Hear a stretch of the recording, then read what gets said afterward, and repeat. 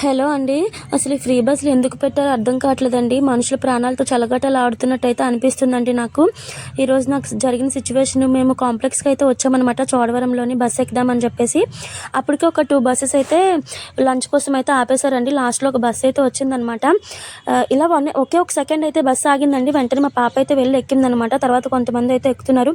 నేను ఇంకా ఎక్కుదాం అనుకునే లోపల బాబుని తీసుకొని బస్సు అయితే వెళ్ళిపోతుందండి. అసలు ఆపట్లేదు, పరిగెడుతున్నా ఆపట్లేదు, కొడుతున్నా ఆపట్లేదు. మా పాప అయితే భయపడిపోయి మా మమ్మీ ఎక్కలేదని చెప్పి బ్యాక్ సైడ్ నుంచి అయితే వెళ్తున్న బస్సులోంచి దిగేసిందండి కిందకి. వెంటనే కిందన పడిపోయింది.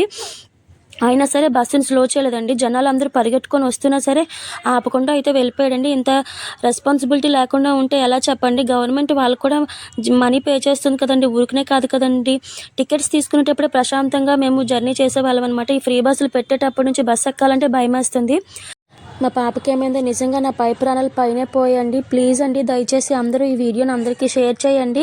ఈరోజు నా వంత అయిందండి, రేపు మీ వంత అవ్వచ్చు. అందుకనే అందరూ కలిసి ఇలాంటి సిచ్యువేషన్ వచ్చినప్పుడు ఎదుర్కోవాలి. చూస్తున్నారు కదా, ఇంత ఫ్రీగా ఉన్నా సరే బస్సులు ఖాళీ లేకుండా ఉన్నట్టు ఆపట్లేదండి. ఫుల్గా ఉంటే మనమే ఎక్కుం కదండి. ఇంత ఖాళీగా ఉంది కాబట్టి మనం కూడా ఎక్కుతాము. అలా ఆపకపోతే జనాలు ఎలాగా ట్రావెల్ చేస్తారు? ప్లీజ్ ఇది అందరూ దృష్టిలో పెట్టుకోండి.